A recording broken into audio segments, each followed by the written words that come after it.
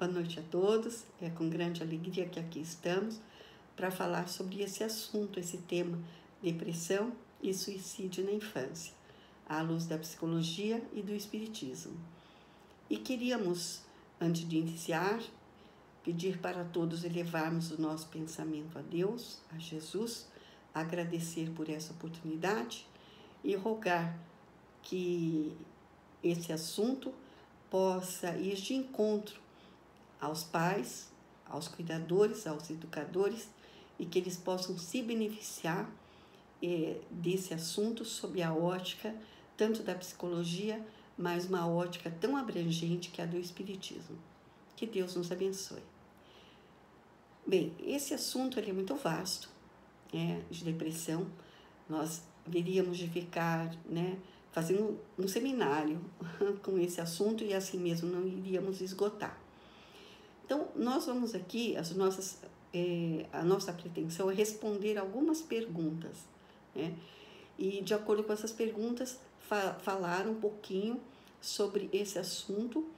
E nesse sentido, uma das questões que mais as pessoas nos procuram é para compreender.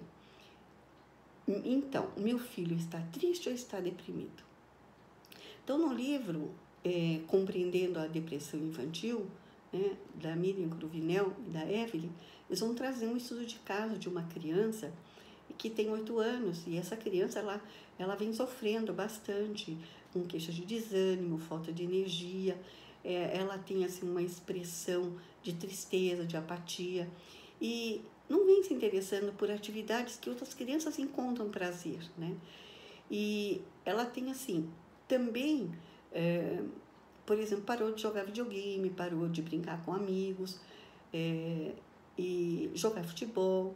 E nas últimas semanas ela teve uma diminuição de apetite, perdeu peso, está dormindo mais que o habitual, não está conseguindo manter a atenção na escola, abaixou o rendimento escolar, está tendo comportamento de irritabilidade, de agressividade. Pois bem, é um quadro hipotético, mas que aí vem a pergunta, essa criança, ela está triste ou está deprimida? Ao longo desse bate-papo, nós vamos tentar responder a essas questões e algumas outras. Então, primeiramente, quando se fala de depressão infantil, logo se imagina um quadro, um comportamento muito semelhante ao do Rafael. Mas o que de fato a gente vê é que no dia a dia, as ocorrências nos dizem que o quadro não é bem assim. Não é tão fácil diagnosticar depressão, principalmente que popularmente essa palavra, depressão, traduzida como deprê, é muito utilizada até como sinônimo de tristeza, infelicidade. Hoje eu estou deprê, não fala comigo, eu estou deprê. Ok? Mas apesar da depressão ser um sintoma relevante, na depressão, a sua presença de forma isolada não garante o diagnóstico, porque a tristeza ela é uma reação afetiva normal, mas temporária e que não necessita de tratamento. Então, você, de alguma forma, um amiguinho foi embora, você se machucou ou ficou impossibilitado, mudou de cidade, mudou de escola, alguma coisa aconteceu, tem a reação afetiva normal, mas que tem caráter temporário. Assim que você vai fazendo outras atividades, muda de cidade, expõe a novas situações, essa reação, esse sentimento vai se estabilizando, então não necessita de tratamento. Todos nós temos nossos momentos de tristeza. E uma pergunta, a criança tem depressão? Como assim? Tem depressão? Pois até há pouco tempo não se cogitava que a criança pudesse ter depressão. Os cientistas achavam até que ela não teria a maturidade psicológica nem a estrutura cognitiva necessária para fazer esse transtorno. Ainda mais porque, durante muito tempo, acreditou-se de forma enganosa que na fase infantil, a criança não tem motivos para ser deprimida. Diz assim, você está triste por quê? Né? Ou você está prostrada aí por quê? Né? Você tem tudo. Ou então, por que você está assim? Eu faço de tudo para você, tudo e mais um pouco, né? E você fica aí, né? No sofá e você não sai. O que você tem? Né? E hoje nós sabemos que a criança tem depressão, sim. Né? E nós vamos falar até um pouquinho mais à frente dessas questões. Por quê? Para se ter depressão, é importante considerar que não há necessidade de um motivo específico, pois que a depressão é um transtorno da afetividade. E essa afetividade, ela tem que ser compreendida como a capacidade de lidar com as emoções, com os sentimentos. É um transtorno que tem a ver com o humor, por isso que fala, depressão é um transtorno do humor ou da afetividade. E ela é proveniente de um desarranjo cerebral funcional com base no desequilíbrio, não na ausência dos neurotransmissores, mas do desequilíbrio bioquímico dos neurotransmissores. E os mais importantes é a serotonina e a noradrenalina. E daí, por conta desse desequilíbrio, vai originar vários sintomas. Então, nós estamos falando isso porque existe, todas as crianças que têm depressão, todas as pessoas que têm depressão, existe esse desarranjo bioquímico dos neurotransmissores. E como é que a gente sabe que realmente está fundamentado, né? O que se fala aos estudos sobre a depressão? Em primeiro lugar, é importante sabermos que a depressão sempre aconteceu, mas os estudos surgiram a partir da psicanálise, em meados do século XIX, mais ou menos. Mas foi com a psiquiatria, a partir dos anos 70 e 70, que os estudos se intensificaram. E desses estudos se concluiu esse sofrimento infantil, se concluiu a presença, né, o diagnóstico e de acordo, inclusive, que guardava muita semelhança, né, com a depressão do adulto. Então, imagino quantas crianças sofreram e ainda não sofrem por conta desse desconhecimento, né, dos profissionais, né, dos pais e da população em geral.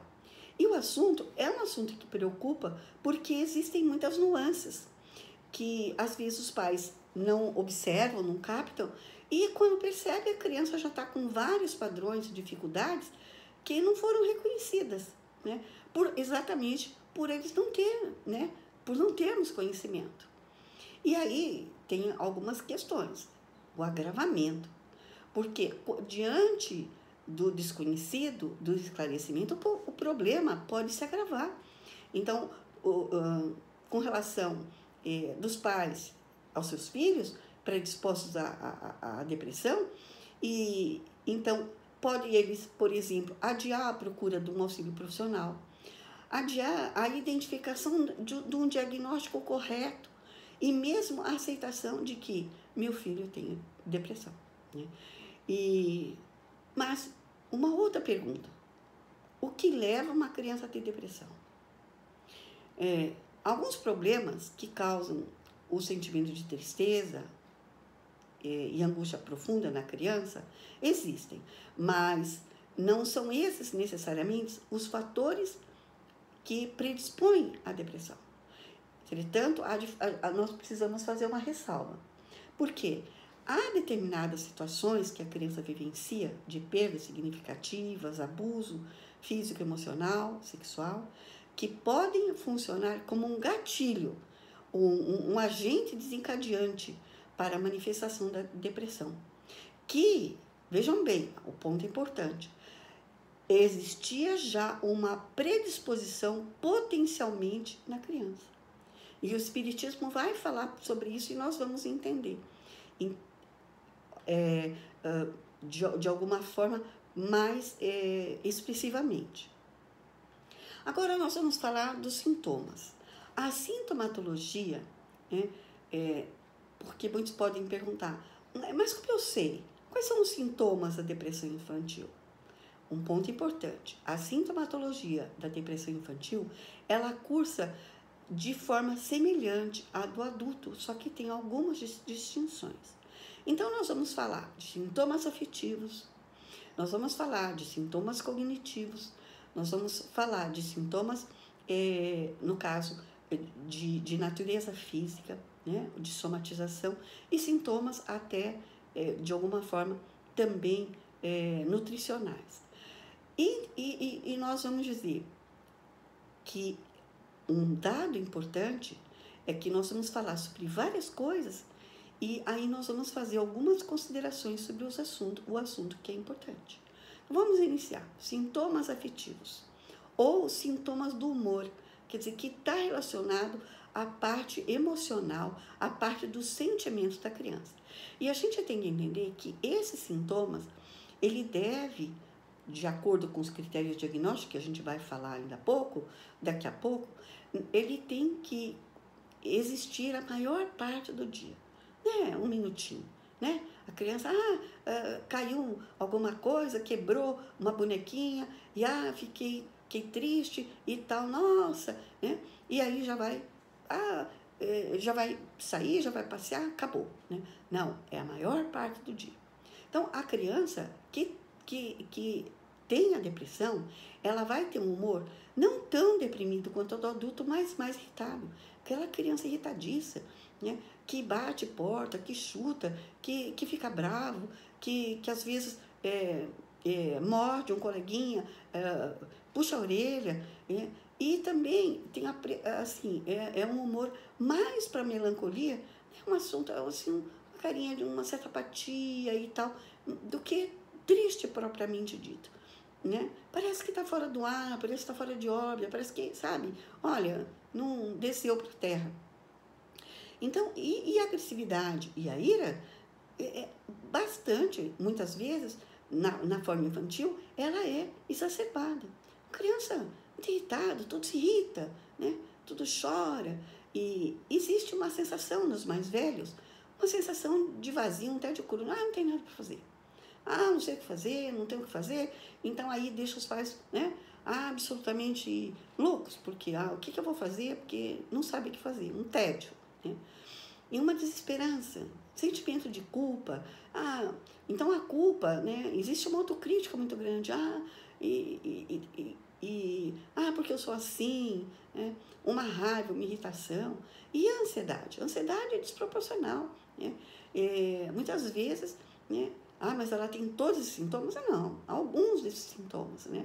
São cursos, então uma criança tem uma coisa, não tem a outra, né? Com relação ao humor, porque tem as características do temperamento da criança. Mas a ansiedade, normalmente, às vezes, quando elas vão fazer alguma coisa, é muito para ela, né? Ela tem que fazer um trabalho, nossa, o trabalho é difícil, e então chora, e é cansativo, e a criança não tem energia, né? E muitas vezes. Então tem uma festa, não dorme, tem uma viagem para fazer, qualquer coisa, absolutamente ter uma ansiedade desproporcional. E às vezes também a angústia, né? Tem lembranças dolorosas que são criticadas. O cachorrinho, né? Vamos dizer, na vida dela, o cachorrinho, há muito tempo atrás, né? 4 anos atrás, morreu, mas ela fica ali presentificando aquela dor e traz a foto do cachorrinho e fala do cachorrinho. Então, por quê? As lembranças dolorosas são mais presentificadas, então é o que nós falamos de angústia, né? Então, preocupações exageradas, uma birra fácil, chora por qualquer coisa, né? Mas impressionante é o sentimento de inutilidade, incapacidade, desvalor, uma baixa autoestima. Eu não sei, eu não posso, eu não consigo. Esse é um dos sintomas. Mas tem o cognitivo também, que às vezes a criança apresenta e que é um prejuízo na capacidade, por exemplo, de se concentrar nas atividades escolares, para fazer as coisas, uma dificuldade para tomar decisão, não consegue tomar uma iniciativa, não consegue decidir se vai, se não vai, que roupa que escolhe, né? o que caminho que toma, né? Não sabe se vai na casa do coleguinha ou não vai, se vai no aniversário ou não vai, né? Tem queixa de distrabilidade, dificuldade para memorizar, né? Lápis de memória. E também, por consequência, a queda no rendimento escolar, dificuldade para fazer as tarefas escolares, né? E tudo isso, né? E ainda, né, somando isso, é um prejuízo na capacidade de pensar. Porque ela vai ter uma visão, por consequência, negativa de si mesmo, do mundo, do futuro. Então, tudo passa por esse crivo, né? Tudo passa pela uma autocrítica exagerada, um pessimismo crônico, nada vai dar certo, né? Isso também não vai dar, então tudo que eu penso está errado, então eu vou fazer alguma coisa no trabalho de escola e vai ter coisas acontecendo, e assim pensando acontece mesmo, né? E tem os sintomas comportamentais também. Então, por exemplo, uma apatia, a criança não sai do sofá, não sai, né, da frente da televisão, não tem prazer para fazer as coisas, né? Não quer mais natação, não quero ir para a escola, não quero mais jogar videogame, não quero nada, né? Então, atividades que eram prazerosas passam a ser desinteressantes, chatas. Então, aí, o que acontece? Se afasta, né? Tem um isolamento social, né? E às vezes, negligencia mesmo pessoas, escola, lazer, se afasta de tudo, né? E, expressivamente, existem também os sintomas físicos. E eles são expressivos porque, quando a criança é pequenininha, ela não sabe manifestar seus sentimentos, emoções, né? Como o adulto muitas vezes pode verbalizar, tô assim, tô assado. A criança não. Então, muitas das vezes, esses sentimentos, esses conflitos, a gente fala que converte para o corpo, né? Então, começa a ter alteração de sono, ou a criança dorme muito, ou dorme muito pouco, e não consegue dormir, vai para o quarto da mãe, vai para o quarto do pai, né? Tem mudança de apetite para mais ou para menos. Às vezes é uma criança, não ganha peso. A mãe não sabe o que faz, não ganha peso de jeito nenhum. E junto com outras comorbidades, pode ter outros transtornos, por exemplo, né? Como TERA, que nós não vamos falar aqui. Então, há, inclusive, também associado aí, nos sintomas físicos, alterações psicomotoras. Crianças agitadas, que não param quieto, que andam. Nossa, mas depressão, a criança tem isso? Sim, sim, sim, sim. Então, pode ser ou uma agitação ou uma lentidão. A criança também fica prostrada, quase não fala. E tem crianças que falam baixinho, e algumas deixam de falar mesmo por um período muito longo, né? Chama-se mutismo. Tem um mutismo infantil, né? E as somatizações? Acontecem, na maior parte das vezes, a criança faz xixi na cama, tem constipação intestinal, diarreia, tontura, dor de cabeça, dor de estômago, dói tudo, né? Dor no braço, na perna, o cansaço, isso é muito cansado, tudo é cansado, né? Fadigada. Por quê? Não tem energia. Então, a questão da energia, a gente fala que é uma questão bioquímica, né?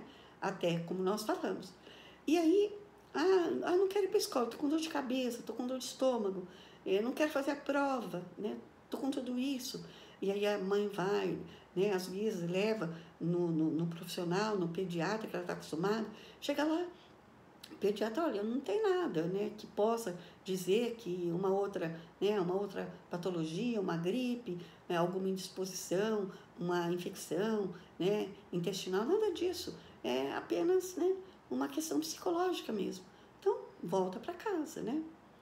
E é o que a gente fala, assim, então vamos falar do critério diagnóstico. Falamos uma série de sintomas. Então, como os profissionais da saúde adotam, quais os critérios diagnósticos? Então, vamos tentar responder essa pergunta. A depressão é uma patologia internalizante, quer dizer, não é algo que se possa ver de forma ao exterior da criatura, né? Ela é algo que interno, e por isso, muitas vezes, ela não é verbalizada. Então, ela tem que ser investigada por profissionais competentes, o médico, né, o pediatra, o psicólogo, e que tem, né, vai fazer uma anamnese, uma entrevista, vai fazer questionários, vai fazer testes padronizados, visando, assim, pensar exatamente em descobrir tudo que está acontecendo e para atender ou não aos critérios do Manual dos Transtornos Mentais, que é o DSM-5, que vai ali de acordo com o grupo dos sintomas, prevê as formas de manifestações. Então para haver depressão, né, precisa haver pelo menos 5 do grupo de alguns sintomas que nós falamos aí. E aí também tem a duração do quadro, que eles vão observar. Há quanto tempo está triste? 10 dias, 5 dias. Não, já faz assim, uns 3 meses que está assim. Então, isso é um alerta, né? Todo quadro que passa de 60 dias, então, o médico profissional da saúde fala, plim, né? Então, e outra coisa, esses critérios diagnósticos, eles estão associados à depressão do adulto. Olha só, né?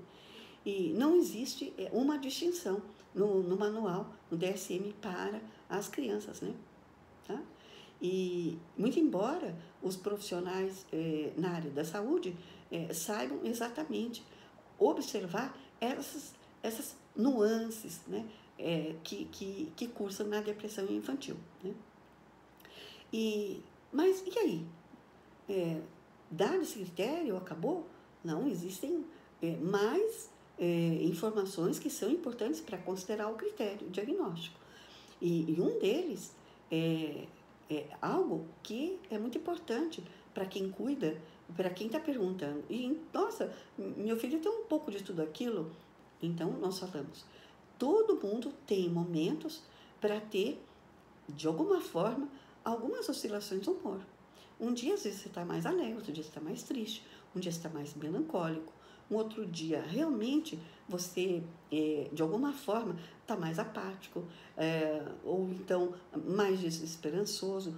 Tudo isso é normal, tanto para o adulto como para a criança se vivenciar os sentimentos e as emoções de acordo com a conjuntura social que ela vai fazer, os desafios do dia a dia.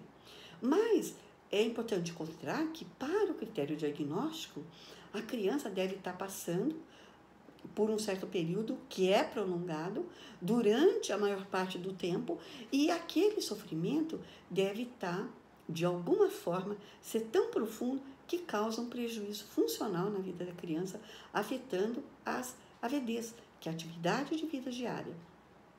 Então, comprometendo a vida da criança. É muito difícil, gente, muito difícil mesmo, dos pais que lidam com a depressão, com crianças que têm a depressão infantil. Aqueles pais que têm seus filhos com depressão sabem aquilo que eu estou falando, né? E nós fazemos uma ressalva. O profissional, ele diferencia também, na verdade, esses sintomas em circunstâncias muito específicas. Por exemplo, a criança fazendo um tratamento oncológico. Então, esse medicamento pode predispor a criança vamos dizer, a todos esses sintomas, né, que nós estamos falando da depressão. E, às vezes, uma condição, a criança teve um AVC, que criança tem AVC, viu, gente, né? Quando nós fizemos os nossos cursos, né, a nossa formação, nós vimos também a questão dos AVCs, das doenças neurológicas, né? E que, por um período, a criança vai ter exatamente a expressão desses sintomas, que vai ocasionar sofrimento, que vai prejudicar a vida dela. Mas aí ela fez o tratamento medicamentoso, né, oncológico, terminou o tratamento, ela volta a ter uma vida normal, né? Mas a criança, quando passa pela depressão, é um processo absolutamente mais longo, muitas vezes, né? Então, a gente há de considerar também fatores de risco e fatores de proteção. O que são isso? São as contingências ou as predisposições que a gente vai falar que tendem a aumentar ou a diminuir, né? Potencializar ou minimizar a predisposição ao transtorno. Então, aí alguns podem perguntar, nossa, mas existe então, as crianças nascem com essa predisposição? Sim. Sim, e o Espiritismo, ele vai esclarecer exatamente porque nós temos a consciência que a criança, ela encarna através de um planejamento encarnatório. né? Existe um planejamento antes dela reencarnar que vai, de alguma forma, dar as diretrizes, né, para esse espírito em evolução. Porque é isso que acontece. Nós não podemos esquecer lá no Livro dos Espíritos, naquele capítulo da infância, nas questões 379 e 385, né, os espíritos vão dizer que criança é um ser espiritual que anima um corpo infantil e que vem à Terra nessas condições para se aperfeiçoar.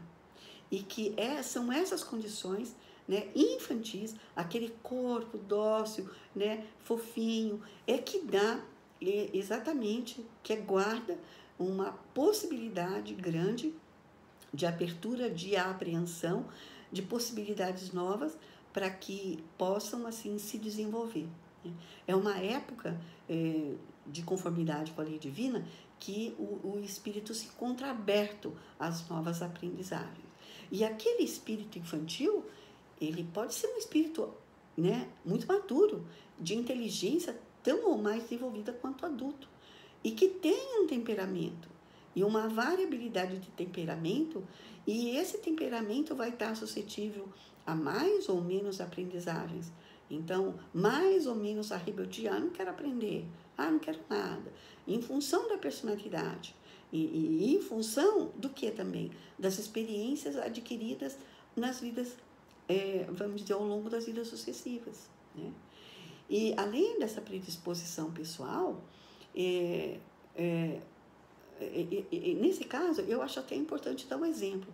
Por exemplo, criança de 2, 3, 4 anos, como é que nós podemos falar assim, puxa, realmente eles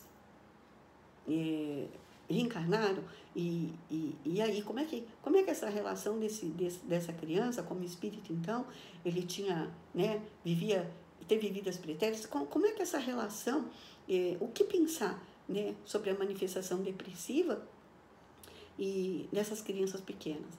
Então, André Luiz, ele fala assim que em torno dos 7 anos é que acontece uma consolidação do processo encarnatório da criança. O Livro dos Espíritos também aborda sobre isso. E nessas fases, nesse período, até 7 anos, o espírito não está totalmente ligado ao corpo, em definitivo. E ele, então, pode se desdobrar parcialmente com muita facilidade e trazer do plano espiritual impressões fortes, lembranças expressivas, e que vai, assim, por consequência, a criança às vezes pode ter reações emocionais muito intensas, né? E vai até depois, às vezes, quando acorda, inclusive, que esses fatos acontecem muito quando a criança dorme, ela vai dar detalhes, né, com clareza do que aconteceu. Então, às vezes, acorda durante a noite com terror noturno, né, e apresenta aquele fenômeno tão conhecido do sonambulismo infantil, tem pesadelos, né, e o que é tudo isso, né? Se não exatamente o espírito, né, uma vez desdobrado durante o sono, vivenciando situações desse mundo, né? Desse mundo espiritual, né? E que se lhe apresenta. E às vezes tem criança que durante o dia tem vidências no quarto, conversa com os amigos, que, entre aspas, imaginários, né? Que de imaginários não tem nada, né, gente, né? E então, exatamente por aí é que a gente vai vendo como é importante o espiritismo. O que a gente faria, né? Como é que a gente chegaria nesse entendimento, né, da criança, se nós não tivéssemos essa ideia exatamente da existência do plano espiritual e que a criança já viveu, então ela está trazendo essas impressões do passado, né? Às vezes compromissos sérios do passado, né? Porque nenhuma criança tem essa predisposição pessoal se na verdade, né, não haver determinados comprometimentos que é um pouco de cada um de nós. Mas, além da predisposição pessoal, tem também a escolha da família, que é a predisposição familiar, porque ele vai reencarnar numa família que, como disse, né, Chico Xavier não caiu de paraquedas, tem laço de ligações espirituais no passado, essa triangulação, para que essa família possa reparar os enganos do pretérito. Então, nós podemos juntar, né, um planejamento reencarnatório com predisposição genética. transmitida através dos familiares, transmitida através dessa mãe, né? Transmitida através das questões da hereditariedade, né? E ainda a predisposição familiar, que são, por exemplo, unidos através de afinidades e mesmo de compromissos mútuos, né? Então, gostos e tudo mais. E a reencarnação, e aí a gente vê, sim, pais deprimidos associados com filhos deprimidos. E então é muito comum, né? Pais depressivos, filhos também depressivos, né? Então, aí uma explicação, né? Mais uma explicação que o Espiritismo também pode nos dar. E sem esquecermos de uma coisa muito importante, porque essa família também também tem uma predisposição pessoal, um seu temperamento, uma predisposição familiar, e o que vai acontecer? Por exemplo, a gente vê até a depressão pós-parto, né? Por que acontece? Né? Então, a gente vai compreender através do Espiritismo, fica mais claro que aquela criança que está vindo ali formar aquele triângulo amoroso, mãe, pai, bebê, eles têm ligações do passado, têm memórias do passado que ficam ali de forma inconsciente, né? Vindo através sabe, pelo pensamento, né? Que fica ali emergindo de vez em quando, né? Espetando, né? a nossa rotina, ou então, que origina sentimentos ambíguos em relação àquele bebê, né? Mães que aceitam, que às vezes aceitam, outros dias rejeitam, uma simpatia, uma antipatia. Então, imagina, né, se pegar em seus braços uma criança, né, algumas mães pegam com amorosidade, aquela criança é bem aceita, e aí, quando essa triangulação, vamos dizer, tem problemas sérios de comprometimento no passado, as coisas não vão se dar bem assim, não é dessa forma, né? E aí, desde o útero, por exemplo, muitas crianças podem vivenciar esses sentimentos ambíguos dos pais, né, da mãe, né, que vão verbalizar, né? Por exemplo, eu tenho vontade de adotar, eu não quero esse bebê, né? Então, esses problemas, essas vivências dessa vida vão ser fatores que predispõem a criança à depressão, né? E também são fatores de risco, mas também de proteção. Porque se essa família, ela trabalha, a partir do momento que ela tem um conhecimento da doutrina espírita, de todas essas, tudo aquilo que a doutrina nos passa, ela vai ter esses desafios de acolher, de amamentar, né? Ela vai transpor os sentimentos de insegurança para a segurança, ela vai lidar com a ansiedade de separação daquela criança que é abortada, não quer ser separada da mãe, tem um apego excessivo, uma criança abortada no passado, né? Então, a gente vai compreender tantas coisas. É possível através do estudo e da compreensão do Espiritismo. E existe ainda, né, chegando ao final, a questão da inter-relação, né, socioambiental. E uma ligação com o Espiritismo, por quê? Nesse sentido, nós podemos relacionar a personalidade, individualidade do espírito, mas com essas tendências psicológicas maduras e imaturas na forma dela ver o mundo, interagir com o mundo, né, como ser psicossocial e espiritual. Então, a forma dela interagir com amigos, escola, colegas, professores, né, cuidadores, e interagir, né, com as pessoas no mundo, vai exatamente também ser um fator que muitas vezes predispõe à depressão. Então, a criança, por exemplo, renasce num lar comprometido, numa zona de populacional mais comprometida, né, em favela, em núcleos sociais bastante empobrecidos, de miséria. Então, são condições sociais, ambientais, que vão predispor mais a criança à depressão. Está provado hoje que a depressão, ela cursa muito mais junto à pobreza do que quanto ao equilíbrio financeiro.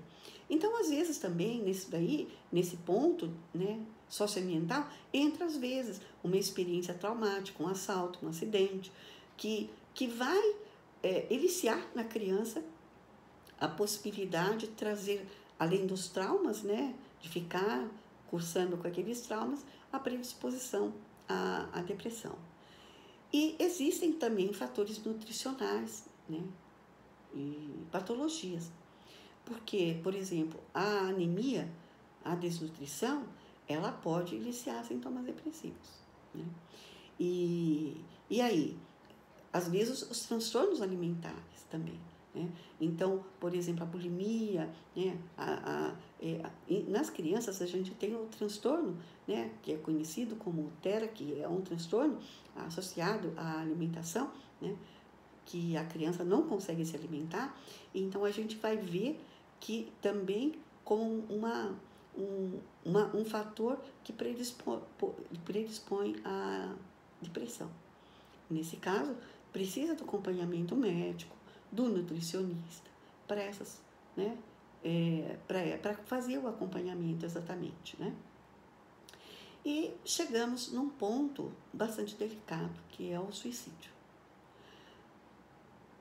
Então, né, muitos pais, infelizmente, sofrem no cotidiano da possibilidade de seus filhos cometerem suicídio. É uma situação muito séria, muito grave. Porque nos quadros de depressão mais grave, a criança pode apresentar pensamentos de morte, infelizmente. Né? Fazer planejamento junto a coleguinhas e tentativas de suicídio. Isso nós estamos vendo, infelizmente, nas fases um pouco mais avançadas, né, da infância. Mas a pergunta, o que leva uma criança a cometer suicídio? Como nós falamos aqui, né, através desse nosso papo, né, falamos anteriormente. Então, existe sim vários fatores que predispõem a criança ao suicídio. E a influência da vida passada, arquivada nas memórias profundas do espírito, pode emergir na mente.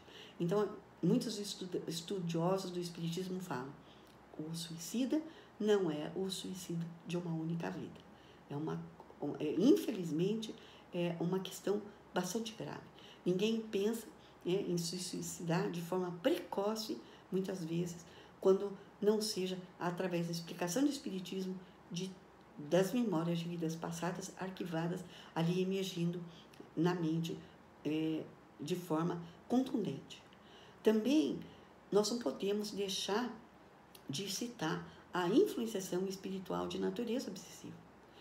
Compromissos que aquele espírito tem e afinidades, né, com o passado espiritual.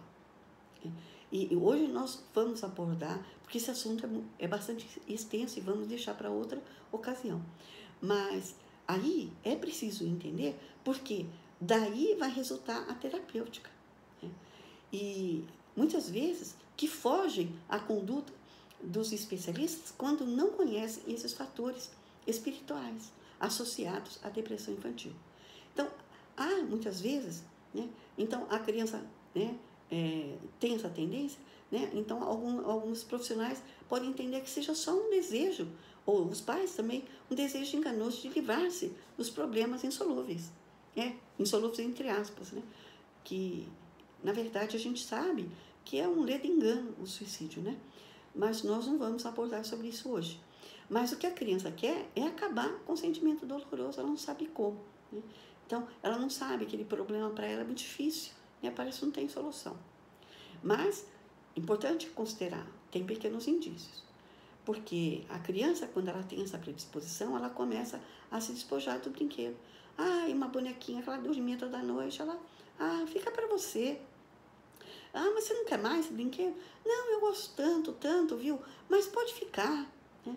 E a verbalização, a fala dela, vai dando sinais de distanciamento, né, daquele pertencimento à família.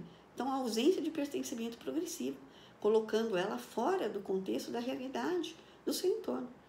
E principalmente se a criança, se a família, às vezes, julga a criança, suas atitudes, né, e com punição e com castigo, alguma coisa assim, não consegue dar conta, a família que cobra, você não vai bem na escola, a escola é tão cara, e você não consegue ir bem, então, e a criança não dá conta, ela começa a verbalizar. Viu, tudo bem, qualquer dia eu desapareço, um dia vocês vão ficar livres de mim, e eu não sei por que Deus me leva. Então, morreu a tia que ela tanto amava, né? E então ela fala, nossa, por que não fui eu? Por que não fui eu que morri? Né? Eu só dou desgosto para vocês, só faço de errado, não acerto nada. Então, é uma situação muito difícil essa, que causa muita tristeza para quem cuida, para os pais, para os educadores, né?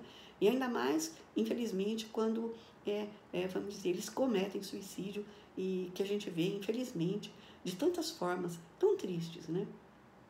E o que fazer? Chegamos no final, né? A primeira coisa é o que fazer quando a gente identifica esses sintomas. Acolher a criança, né? Entender que ali existe um padrão de sofrimento profundo que traz prejuízo no dia a dia da criança de forma significativa. Entender que não é birra, não é chatice, porque, mas não tem criança birrenta, chata, irritabilidade. Não, nós não estamos falando sobre isso. Existe sim tudo isso, criança birrenta, criança chata, criança que se irrita com facilidade, tudo isso. Mas, e que não é depressão, não é. Porque, como nós já falamos, explicamos até agora, existe um sofrimento real no dia a dia e existe todo esse critério diagnóstico que o especialista vai observar e vai diferenciar. Então, é necessário um suporte médico para estabelecer essa diferença, né? Um sofrimento normal, de um sofrimento patológico. É necessário suporte psiquiátrico, né? Ou pediátrico, né? Nesses casos. É necessário um suporte da psicoterapia, de terapias complementares, né? E a gente vai falar das terapias espirituais, mas quando os pais não são espíritas, né? É importante todo tipo de terapia complementar, como o reiki, como a meditação, como a hipnose, como o floral de Bach, né? Como a naturopatia, um cuidado na nutrição, principalmente a alimentação, né? Fazer uso de muita vitamina C, de muita lentilha, que não é o nosso caso, colocar aqui, né? Mas o suporte familiar adequado, porque uma família, né, que dá suporte, que apoia, vai prevenir, vai minimizar, né, os danos causados pela depressão. E aí uma vida mais equilibrada, né? Os familiares tentar equilibrar-se, se educar de alguma forma, né, moralmente, espiritualmente, com acompanhamento médico, com acompanhamento psicológico, tentar melhorar essa qualidade de vida, né? E então, existem também, quando os pais são espíritas, né? Ou mesmo não espíritas, mas que querem, de alguma forma, adotar a terapêutica espírita antidepressiva, então nós vamos entender o seguinte, que existe sim, não há dúvida que a depressão existe. Mas o espiritismo nos faculta a pensar que as doenças propriamente, entre aspas, não existem, mas o que existe são doentes. Doentes que têm características de sintomas que aí se estabelecem para a ciência aquilo que a gente denomina uma doença mental, né? E que o que é importante entendermos que a criança é um espírito de evolução que traz comprometimentos, né, da lei de causa e efeito, e que assim o problema deve ser tratado na raiz, né? Deve ser tratado na sua essência.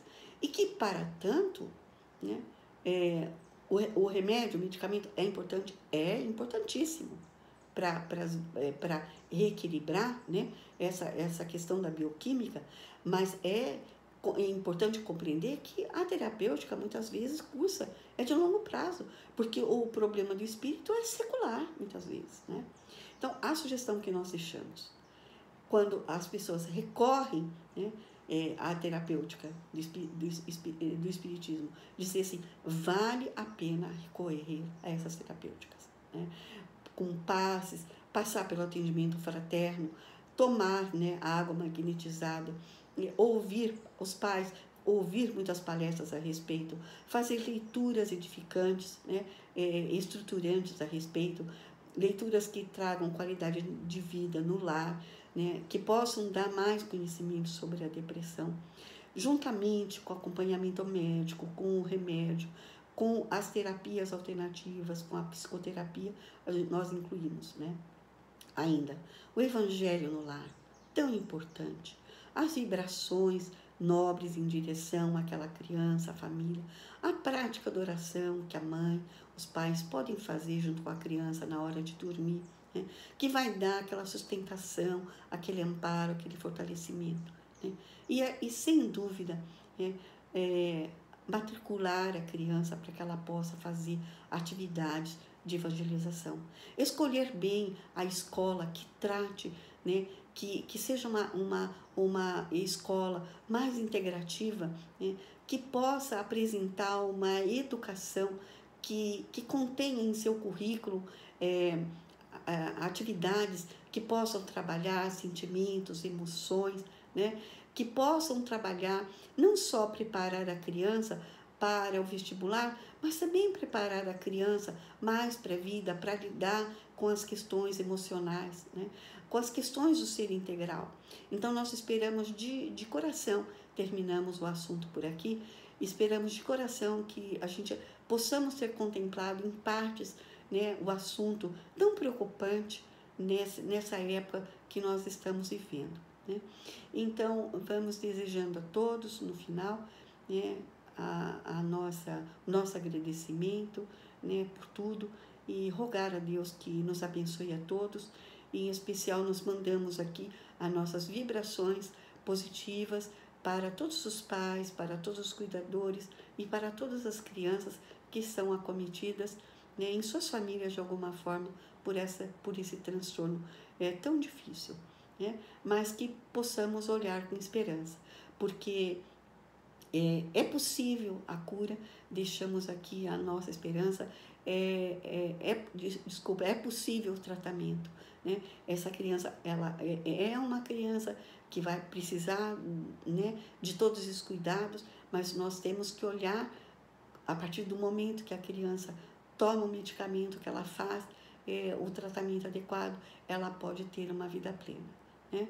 Então, e assim encerramos, né, esse nosso bate-papo do dia de hoje.